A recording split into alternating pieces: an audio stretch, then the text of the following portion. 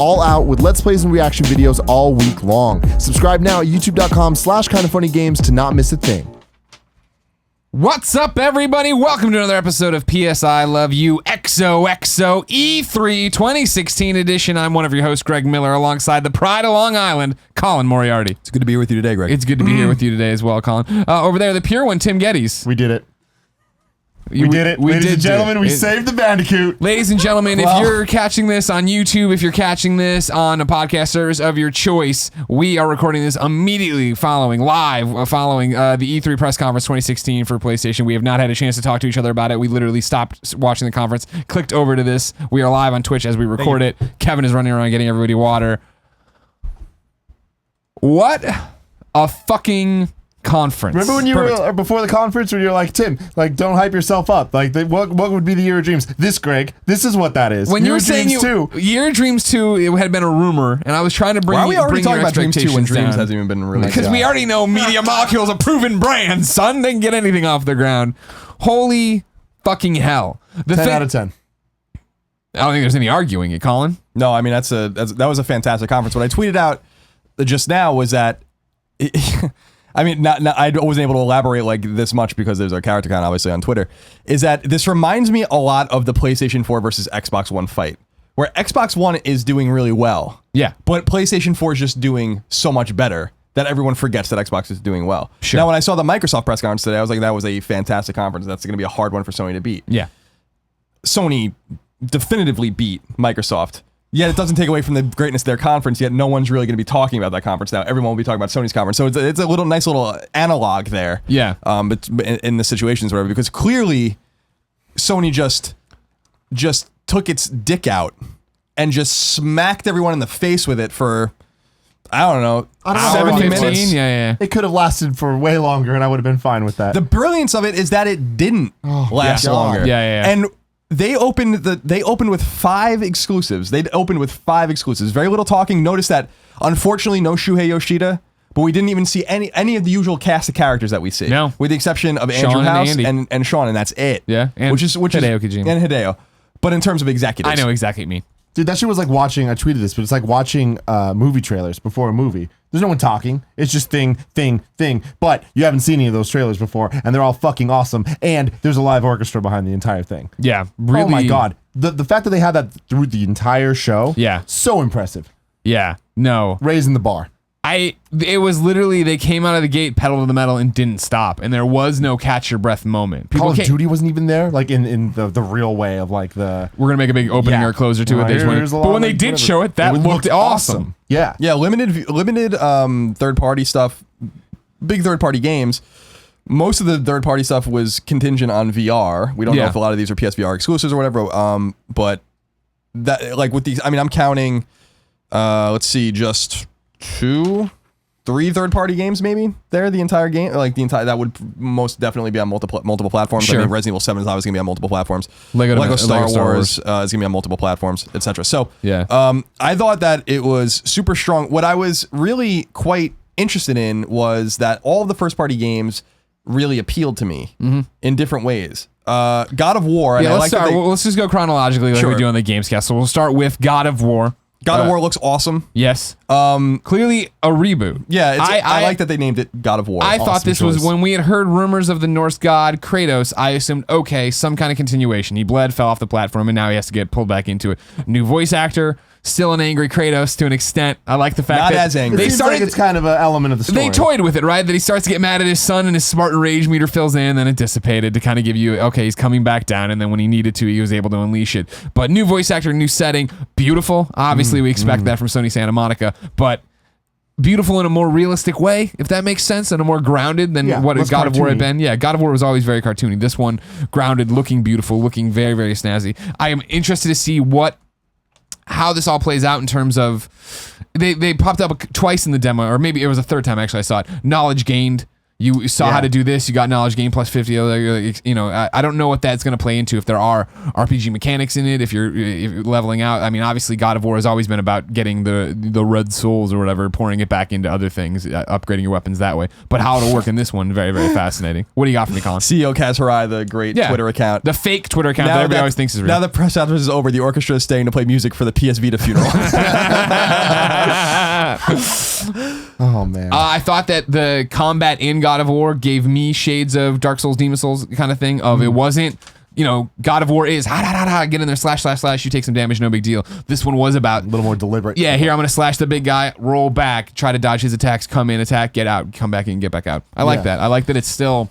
It looks like God of War to an extent, not visually necessarily. Yeah, it doesn't... I mean, so I beat God of War 1 and 2 and played a lot of God of War 3 and a little bit of Ascension. And God of War never spoke to me, not from a gameplay level, but because Kratos sucks. He's a terrible character. So there's no emotional resonance at all. I don't care about Kratos. I don't care about anything he's doing. It's a spectacle for the consoles. It's a technical spectacle. That's what those games have always been. And it doesn't take away from them being fun. It just means that I never looked forward to a God of War game. And with this, it seems like the design mantra is totally different. It looks like it's going to be like Tomb Raider. Because you walked in, it was new area discovered. And it's a new area discovered. It seems like it's not going to be an open world, but it's going to be areas connected to each other, kind of like Dark Souls. So it seems like it's gonna be like that. There is a leveling system of some sort and an upgrade system of some sort. Not a huge surprise. Yeah. Obviously taking something out of what looks like Norse mythology, which was the rumor. Yelled about Valhalla. Yeah. Yeah. So I think God of War looks fantastic. Super excited to play it. Interested in. My assumption is that at the end they confirmed just in development for PS4. I assume that God of War must be a 2017 game. I don't think in any way it's this year. I don't think anyone expected that it was going to be this year. But 2017, I think, is a safe bet for that. And I think it looks really cool. And old Kratos coming out of the shadows in the beginning, even though I don't resonate with that character that character at all. Yeah. And I know you feel the same. We've been talking about this for years and years. You and I. It was cool to see him a different Kratos. Yeah. And that they do kind of play with the, like you said, play with the temper tantrums that he throws with a little meter, and I'll be interested to see how that plays into the story. Of course. Then next, it was finally the Sony Bend logo. We've been waiting, it seems like, decades for it to come across the screen and mean something again. Not Dead Don't Ride anymore. Now Days Gone, you assume that there was a changeover somewhere at that point. Do you think that was forced, or do you think that was always the plan? What, the name change? Yeah. Yeah, so I mean, you and I had heard about this game a long time ago. Right. And we have heard the name Dead Don't Ride thrown around for a long time. Yeah. The Days Gone IP, I think, was trademarked not too long ago, and I don't think anyone necessarily assumed that this was going to happen because everyone was so married to the Dead Don't Ride rumor that had been floating around for at least a few months now publicly that you assume that was going to be the name of the game. I think this is a better name. Although a lot of people hated the name Dead Don't Ride. I think that's an interesting name too, and you can see where it came from. Sure, they're a motorcycle club. But I think the game looks cool. No, the game looks fucking awesome. We'll take Days Gone as one chunk, the initial reveal, and then the ending, the end stinger they had where they actually played through it. Sam Witwer, the star of the game, clear as day. Love Sam. He's a great actor. I'm excited to see him starring in another video game. I from the moment we had ever heard about this game, I like the idea of this motorcycle club still trying to be banded together during this apocalypse. It looks like, as you saw the quarantine, the razor wire, the whole intro to it or whatever. I love what you're seeing there. And then when you got to the actual action of it, of going through, getting the oil canister, using that as your suppressor, going in, that first horrible little golem creature, to then hundreds of zombies that did look so awesome pouring out of that thing like World War Z. That was intimidating. That was interesting. Mm-hmm. I thought it looked great. Yeah. Yeah, I mean, there's certain weirdness about what we saw. I mean, he uses the suppressor, but he's like yelling at the guy. Sure. I liked how he took the suppressor as like the oil filter or whatever. He took the suppressor out of the truck and put it on his pistol, but it didn't make any sense. So there's like little things like that. Also, he had an unlimited amount of ammunition for that assault rifle. He was reloading it, but like how many hundreds of bullets did he just shoot? So there's little things like that where I'm like, meh. But you understand that's an E3 demo. Sure. That also, was totally, because like when we're playing, it's going to be run.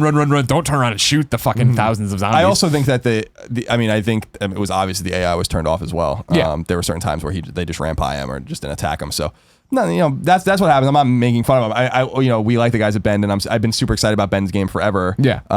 This is the game I'm most curious about. Again, no release date, so I was wrong about it being a fall game. It seems like The Last Guardian will indeed be the fall game. Yep. Note also that another fall game, Gran Turismo, was shown in the sizzle reel, but it wasn't actually showcased, which I thought was strange. Yet I don't mind because I don't care about Gran Turismo. But a Yeah. lot of people do. As I've said before, Gran Turismo 5, best-selling PS3 exclusive. Yeah, it's weird. I mean, Gran Turismo is one of those games. It's like EA with the Madden stuff where we always say, oh, it's for the investors or whatever. Well, Gran Turismo is for the people that are going to buy Gran Turismo. But I think Sony, this conference, was just like, no, we're making this for the us's out there. Yeah. And that's insane, man. They really nailed it. I thought it was interesting that a lot of the games kind of have a very similar visual look to them now. Like when God of War and Days Gone and all that stuff, they all kind of have that. We're in the woods. Horizon. The aesthetic, and Horizon Yeah, as no, well. they totally did. It's just interesting. Beautiful games, all of them. Someone in our Twitch chat called out the fact, why, God damn it, Sony, why do you keep making these games and why are you so good at them? You know what I mean? It's one of those, sure, I'm sure if you're an executive at Sony, you're looking at the slate of games, you're seeing all these things and you're like, all right, that's cool, but I wish they didn't all look that way, but if when they're that good, they're that good. Yeah. Ladies and gentlemen, of course, I've told you this is PS I Love You XOXO. Remember, this is the #1 PlayStation podcast. It posts every Tuesday at 9 a.m. on youtube.com/kindoffunnygames, along with podcast services around the globe. And right now, we are streaming it live on twitch.tv/kindoffunnygames. If you don't watch us there, go ahead and click the follow button so you know whenever we go live, like we do every day at 11 a.m. with Colin and Greg live. While we have the moment, I'm going to drop in an ad. How about that, Tim? Go Because for you it. get these ads for us. This episode is brought to you by Loot Crate. Loot Crate is a monthly subscription box for epic geek and gamer pop culture items and gear. For less than $20 a month, you get 4 to 8 items that include licensed gear, apparel, collectibles, unique one-of-a-kind items, and more. Make sure you head to lootcrate.com/PS and enter the code PS to save $3 on any new subscription. This month, it's all about pop culture. Pop culture is full of brave new worlds and societies in flux that don't always turn out for the best. June's theme will be exploring some of the ways things can go wrong with dystopia. Featuring classics like Roboclock, Terminator 2, Judgment Day, and The Matrix. And new favorites like Bioshock Infinite, Fallout 4. We've got a figure, cool collectibles, and of course, a dystoporific monthly tea. I'm going to make sure you get it. You know how I feel about that. You love it. Remember, you only have until the 19th at 9 p.m. Pacific to subscribe and receive that month's crate. And when the cutoff happens, Jackie T, that's it. It's over. So go to lootcrate.com/PS and enter the code PS to save $3 on your new subscription today. So then, yes, next up was The Last Guardian. Exactly what I think we needed. A short little trailer. Here's the game. There's 2 cat dogs. See you on October 26th, everybody. Might have shown too much, I think, in the trailer. You think so? I don't think we need to see the second cat dog because it's like that's the story. That game is about those moments. So it's like I feel like we didn't need that. Give us the release date, but whatever. But you don't even know what's Can't happening complain. in it. Yeah, you can't. You don't even know what's I know, happening but still, with cat it's dog. just like I don't know. That was a moment. I didn't need another moment from that. All I needed was a release date. And you got it. So Yep. shove it. October All right. 25th, 2016, October 25th.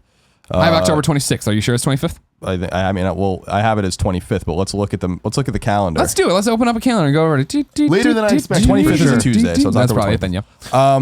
Yeah. I thought maybe August, September, so not too far off. Yeah, but it is where we said not to put it. Yeah, I don't know that it's a wise move to put it there, but they have to put something there. So Gran Turismo obviously going to be a big seller. It's going to sell millions of copies, but certainly not the resonance that they need for maybe non-driving fan core gamers. Sure. And they can't got go. third They parties, can't though. go another fall. But you have to understand they've gone every fall since launch when they had first-party games with nothing every year. They had to put something there. And Well- I think that Horizon was supposed to be that game, just like Uncharted was supposed to be that game last year. Sure. So, Last Guardian, I'll be interested in. I'll care about it when I'm playing it. Exactly. Expectations are tempered at this point. I'm a believer when I see it. I'm excited for it. Next up was Horizon. A nice long demo. It looks like Ashley Birch is going to be the voice actress for what was the name again? Aloy. Aloy. Sounds just like she does in Life is Strange, which is great. But the game looked rad as always, right, Carl? Yeah. Yeah, the game looks great. They showed the systems. This is exactly what I said they needed to show, which was how does the game function as a role-playing game. So we saw the map. We saw, we can probably freeze frame it and look at it when we have time, which we won't have time tonight, but look at, the menus and figure out the crafting and all these kinds of things. There's a line of quests that we didn't really get to look at. Yeah. So there's a lot to be seen in Horizon. I will double down on saying that if executed properly, Horizon will be the next big IP from Sony. And will turn into a great franchise if they just execute it properly and then get all cylinders going to get these games out every 2.5 years or so. Sorry, go ahead. I was just gonna say, like, I continue to be really impressed with what Guerrilla's done with this game, and I really do love the resonance of, or I really should say the dissonance of having this post-apocalyptic world where everyone's reverted back to like the Stone Age, basically, with these machines running around. I just think it's fucking cool. It doesn't make sense. And I like it. And I got excited actually watching it about the things where we're not going to see, obviously, until we play the game, the big secrets in it, which is probably like where these machines come from, how they're being built and maintained, all these kinds of things. I think there's a huge, really deep story here underlying all the lore. Yeah, we talked about it a bit when we were doing a trailer breakdown, but at the end of that trailer, we saw the kind of like that door looking thing that she walks into. It's like there's so much we don't know about this game, the world, and it's gonna be so awesome. I did like how she they understand technology in a sense, like how she reprogrammed the mount. Yeah. By like stabbing in the head. Well, yeah, it's pretty cool. They're like, growing up with these things being animals in the world. Yeah, I like that. I loved seeing the conversation wheel pop up. Very, like Gorilla saying, yes, this is an RPG. Like you've become trained in Mass Effect or in Witcher. You're in there. You're making your choices. I liked too when she was fighting the giant creature there at the end. When in their battle, it threw something. She dodged behind a house, and the house just blew up, got destroyed. Like so, that's cool that the environments are going to be destructible. Yeah. Maybe not everywhere, of course, but at least a little bit. After that, we saw Detroit, which came as a huge shock to me. I had totally forgotten how Heavy Rain was set up and was totally moving with a Beyond Two Souls approach of I was going to be playing as Kara this entire time, and then we get introduced to this new character Connor. Yeah, which is cool. He is an AI, and that's cool because we want to see what that's all about. But he seems to work for the humans. Yeah. And so it's interesting, and I like.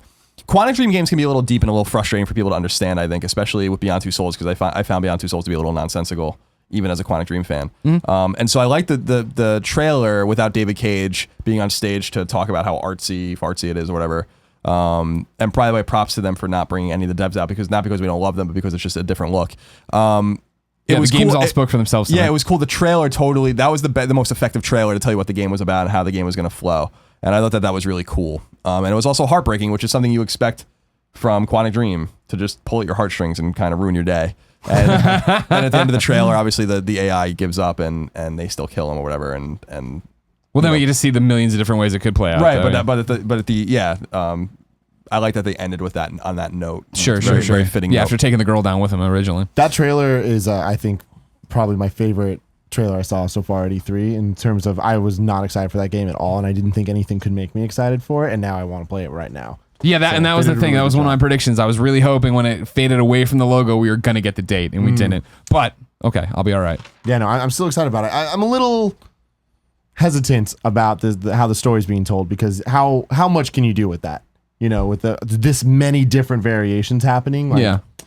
Well, did you ever play Heavy Rain? No. That was Heavy Rain's bread and butter. In the fact that game had, 22 different endings that you had to play through to get the platinum, and how different it played out, and the choices that did. You're still getting to one or the other, probably, right? You're going to get to, he falls over, he shoots you, the girl, there's I'm sure only a certain number to that thing, but the way you get there, just like Walking Dead, is going to matter quite a bit, I bet. This looks awesome. It does. Sold. It does. Yeah, I'm super. And then we got into VR. We finally we were wondering if they're gonna do VR, and then they put up Before Kitchen, and I was like, oh yeah, Kitchen, that horror demo we did back in the day at Comic-Con. Awesome. Yeah, it was awesome. Yeah, I remember it. It was a VR experience thing. Yeah, I thought it was a demo. You thought? Yeah, it was a demo we were never gonna do. I forget who. I think I retweeted it. Another journo or somebody in the industry that goes, "Be honest, how many of you spotted the 7?" And when you go look at the Kitchen logo, it has the 7, just like Resident Evil 7 has in there. The way they put it, I'm like, fuck, that's brilliant. Like, Resident Evil 7. God damn. Update now. Yeah. Resident Evil 7 demo going live tonight. It's up for PlayStation Plus apparently right now. You can go download it. That's crazy. I like, and we were talking about this, that I thought that they should. It's funny that this came up because I remember a while ago I was like, they should call it Biohazard. Yeah, and to reboot the franchise, and they're calling Resident Evil 7 Biohazard, which I think is cool. I that's what they couldn't call it Biohazard here because of trademark reasons. That's why it's called Resident Evil in the West. It's called Biohazard in Japan, and I think that's a nice little way to finally cross those streams or whatever and get back on the track that maybe to unify, even though the games are the same, to unify kind of the fan bases or whatever. Yeah, it's interesting that they have the 7 though, but now that they did it, I think it was a smart move, because if it was Resident Evil Biohazard, then it would feel like, oh, is this like a spin-off thing, like the Resident Evil Umbrella Chronicles or Resident Evil whatever the hell the shooter one's called. But I think the Resident Evil 7 Biohazard, that's like, no, this is the real one, Yeah, this is cool. So yeah, it's not only, so to be clear, this isn't a PSVR exclusive or a PlayStation 4 exclusive. It is coming to Xbox One and PC. And it'll be available January 24th, so soon. So the game's been in development for a long time, which is obvious now that you think about the Kitchen demo. Very clever. Interesting too, a move by Capcom, kind of copying Konami's the zeitgeist of what Konami was trying to do with PT. Which I think is clever. It's going to be interesting because it's playable on console, but the entire thing is playable in VR. They said, and it seems like every time I talk to a developer about VR, they talk about how it needs to be built from the ground up for VR for it to make sense as a VR game and be good as a VR game. So it'll be fascinating to see how that all plays out in the end. From there, We got the normal rigmarole here of like, yes, reiterating PlayStation VR, $399 US, out October 13th. Day before my birthday. Happy birthday, Colin. Happy birthday, Colin. Yeah. Already paid for. Very excited. 50 plus games before the end of the year, which we kind of knew. Then they showed Fairpoint from Impulse Gear, which Farpoint. I fucked it up. Which looks cool. Yeah, Fairpoint. Which looks cool. Yeah. It looks like a full game. Yeah, exactly. That's the thing. We actually saw a game that looked like a full game, and Resident Evil was a full game. And that's been the whole thing with PlayStation VR is when are we going to get the experiences that aren't just these little arcade demos that we play wherever we go. Dude, they sold PSVRs tonight. Yeah. Like their showcase of this was like, this is exactly what they needed to do. It was a nice tie into the EA presentation when they did show at DICE someone doing an X-Wing thing with it. And we're like, what is that? And here we go. There's a PSVR mission. So don't get your hopes up too high. I don't Whatever. think. That's. I mean, hey, I'm just saying a PSVR mission is coming. At the PSVR event that we went to when they announced the release date and all that stuff. Yeah. But like to see it, I'm like, oh my god, It looked this is awesome, right? exactly Yeah, what yeah. I want it to be. That's going to be so much fun for the hour it lasts. It's even, but it's going to be amazing. And like that's the type of shit that you show your friends. That's the type of shit that sells the system to show off to people. You know. Yeah. Then the move into Batman Arkham VR. Whatever I'm sure that that's is. going to be weird. It's like that is like so. When they started the Mark Hamill, and I was like, wait, and then it was Joker, and I was like, huh, and then I was like, okay, and it is PlayStation VR exclusive. I'm like, I'm sure that is a 15-minute experience, and I'm sure it's not fucking awesome. But I hope that's it's cool fucking though. awesome. I like that they're making 15-minute experiences that aren't Gary the Goal. You know? Yeah. It's just Yeah. a random thing where you're a seagull. It's like, no, you're Batman. Or here's Final Fantasy 15. Yeah, that was our next one. VR Yeah, Final experience. Fantasy 15 came out again. Then it's a VR experience. You play as Prompto. Are you excited about that? I mean, that looks fine. You got to be in that car with that girl. Yeah. Listen to that Final Same. Fantasy radio. Pretty excited about that. Yeah. Of course. Yeah. The Star Wars is the star of the show, though, for me. For you, all the okay. VR stuff. Okay. But I thought it was a little weird because then it was Call of Duty Infinite Warfare. Yeah. But there wasn't really a segue from the VR to that. Is that VR as well? No. So they just... I think they just expected you to I don't think pick there's up any on- way that could run in VR. Yeah, I think it's just hey, this is Call of Duty. Yeah, Let's but talk But it about looks that cool, whole- and the maybe it beginning- was in VR. I don't know, but the like spaceship part. I thought it was in VR at first until like it went on, and then it became a Call of Duty game, and I'm like, I don't see Activision. Yeah, once they dedicating got the in, resources to I doing didn't this. think it could work. But I thought, I mean, I was so sold on it when they were in the spaceship going around doing the space fight, and then they were in the space kind of hovering around. I was like, oh, that's such a smart use of VR because your body's not moving. You don't need to use your legs. You're just kind of floating around using the grapple hook. Yeah. So, I don't know. No, Would have been cool. After all the hullabaloo of the reveal of Call of Duty Infinite or whatever, actually seeing it there, actually going through and watching it is like, oh, this looks like fun. I would want to play this. I would want to be in space shooting things and kneecapping fools and punching out their face masks and watching them suffocate slowly in space. That's what I like, Kevin. Can't judge me for it. You know what I'm saying? You can't, no. And then, Tim, Yeah, your moment came. it happened. They did the same thing with the music. They played the Crash Bandicoot theme song with an orchestra, Greg. I saw the steel drums. I told y'all, motherfuckers. Told y'all. And it happened. Yeah. It happened. My prediction was right, and I'm happy about that. They get the Skylanders thing happened. Whatever. Cool. Now there's a Crash toy out there. Crash is there. Fine. I don't even care about that. This means that Sony and Activision are playing nice with Crash, which only bodes well for the future. And honestly, here's the thing. There's going to be a whole bunch of people like, this isn't it. There's not a new Crash game. I don't give a shit. I don't care about that. We're remastering Crash 1, 2, and 3. Great. That's what I want. Give me the good ones. Give me them back. Give me them better. Give me them updated. Give me them on the Vita. Not going to happen. But I'm happy might. about this because great. Now I get to play these games on a PlayStation 4. Yeah. They're going to look better. Hopefully play better. I can play them on the controller, on a PS4 controller. Yeah. Hell yeah. I am so stoked about this. And this is just getting Crash back to give him a chance. Yeah, well, that was what I was going to say, was that this wasn't, I think it was obvious that we weren't going to get a new Crash game because I just don't see Activision doing that. This is the way you can get Activision to make a Crash game, though. If you really want to get a Crash game, then you must support them when they release this HD collection. If it sells well, believe then the seeds will be sown to give you a new Crash Bandicoot game, and I think that is the intent. We're getting a remaster of PS1 games. Like this is so unlike when we were on when I was on PS I Love You on the predictions episode a couple weeks ago. This was the thing I was like, I want them to do this, but they're never going to do that. I thought a new Crash game was way more likely than 1, 2, and 3 being remastered for PlayStation 4. Yeah. Hell yeah. Hell yeah, ladies and gentlemen. Then they showed the Lego Star Wars trailer. Okay. That was the only part of this conference where I was like, I love Lego as much as the next guy. Yeah. I don't really need this. Demo It's, out it's now. going on a bit long. Yeah, then the demo's out now. It's like, all right, cool. But it's also, have you played a Lego game in the last 15 years? There you go. That's what it is. And then the big one, Hideo Kojima. walking down his little light up yellow brick road. He walked too quick. I was disappointed in him walking too quick. But He didn't soak the moment up. But then he just got down there and goes, I'm back. That was great. That was awesome. Holy shit. I had no idea what the hell. Is it Death Stranding or Death Standing? It's Death Stranding. All right, good. That's what I got written down, but I can never trust myself.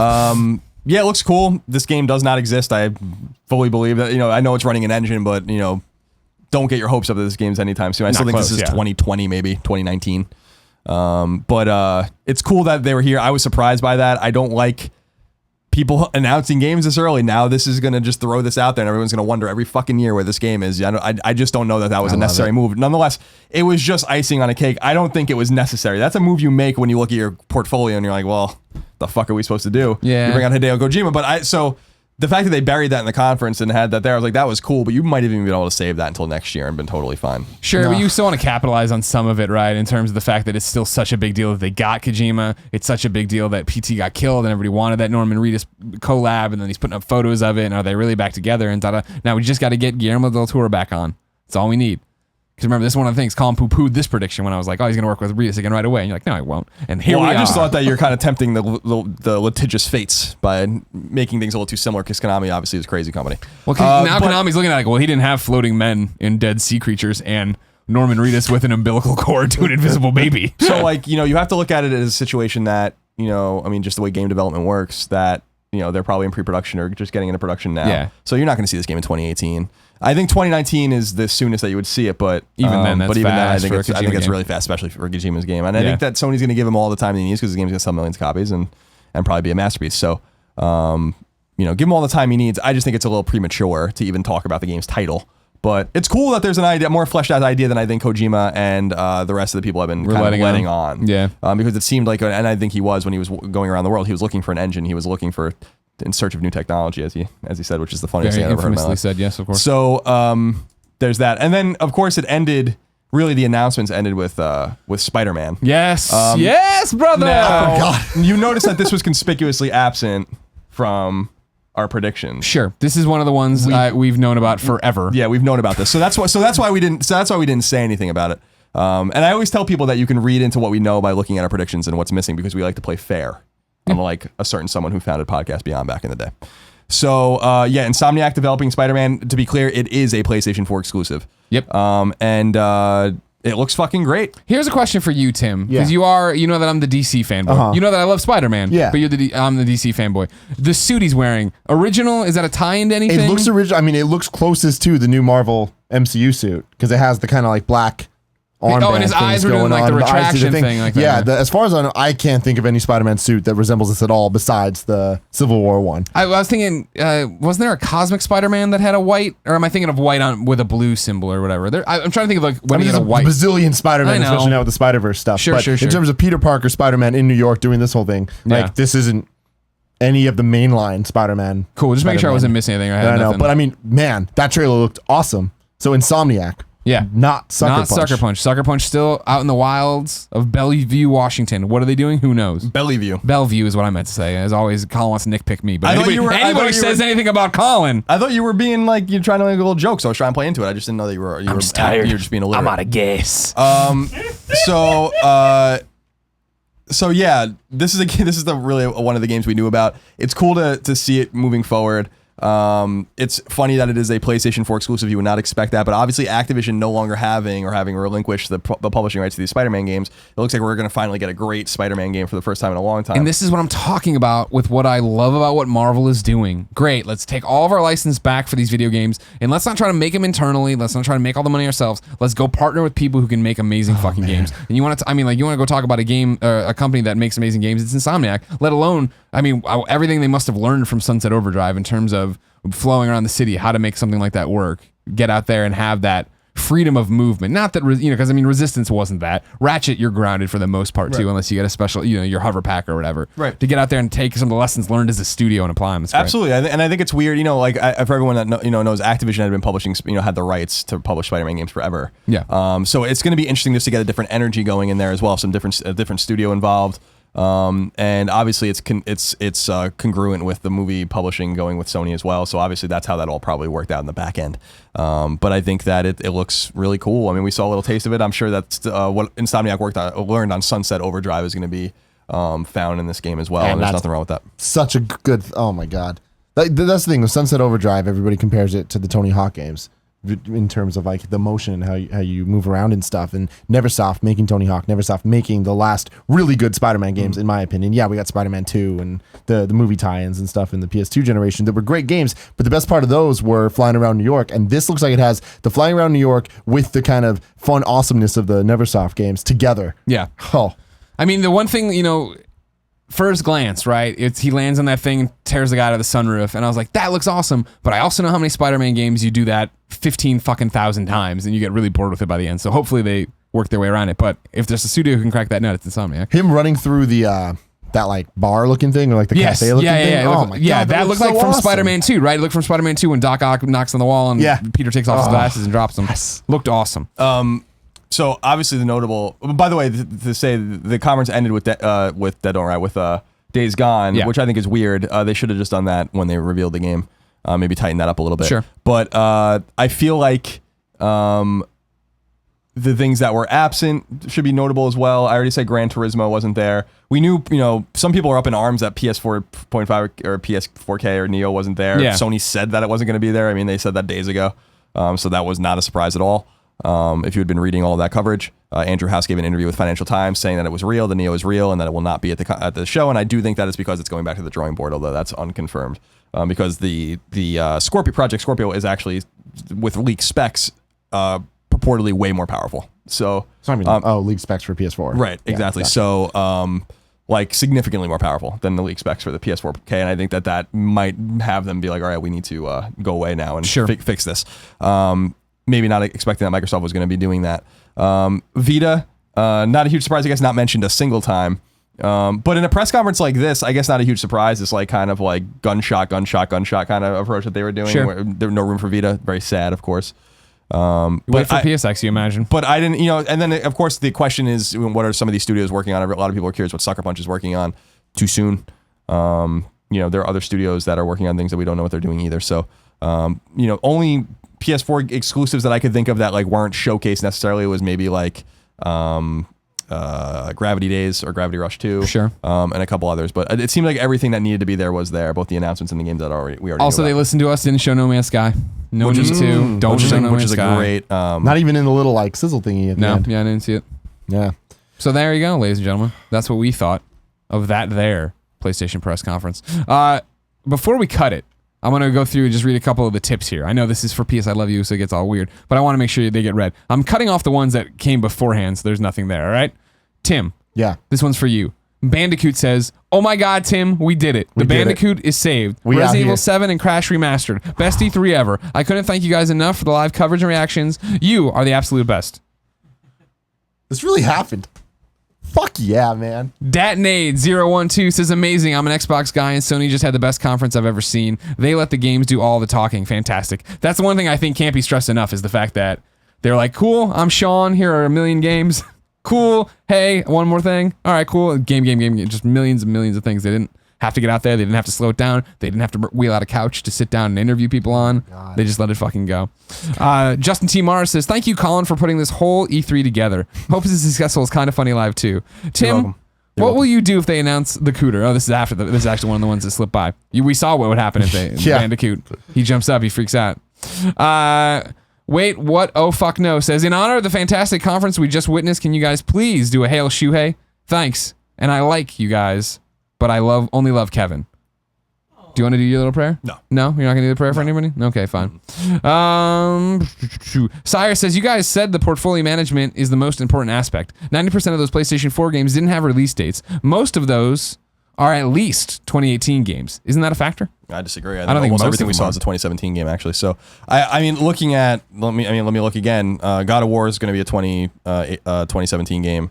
Days Gone is going to be a 2017 game. Last Guardian's coming out this year. Horizon's going to come out early next year. Detroit's coming out next year. I mean, I just don't see any of these games being 2018 games. I can see Detroit slipping. You thought Detroit was going to come out this year. Now you see it slipping a whole calendar year? I'm just saying, like, I mean, would it surprise you with Quantic Dream? I'm just putting it out there. No, it wouldn't surprise me, but I don't This think... is the same reaction he had when I said Horizon was going to get delayed at the beginning of the year. But I don't... but I don't think that we're that far out. Remember the principle of the 18-month window. I think that I think this is a scientific principle that I came up with about E3 press conferences. You don't announce games or show games more than 18 months out. They broke that with Kojima's game, but I don't think they broke it with anything else. Final tip, JWorks13 says, great job, guys. You made this day memorable. I know you must be exhausted, but your passion is much appreciated. Oh, thank you. Thank you, JWorks13. And thank you all for watching this day of live coverage and this live PS I Love You XOXO. Remember, PS I Love You XOXO is kindafunny.com's PlayStation podcast. What? I said happening. It is happening too. Before you end, though. Yeah. I mean, they're still talking, Ren. What do you want to say? I don't know. Something maybe about an ad or something.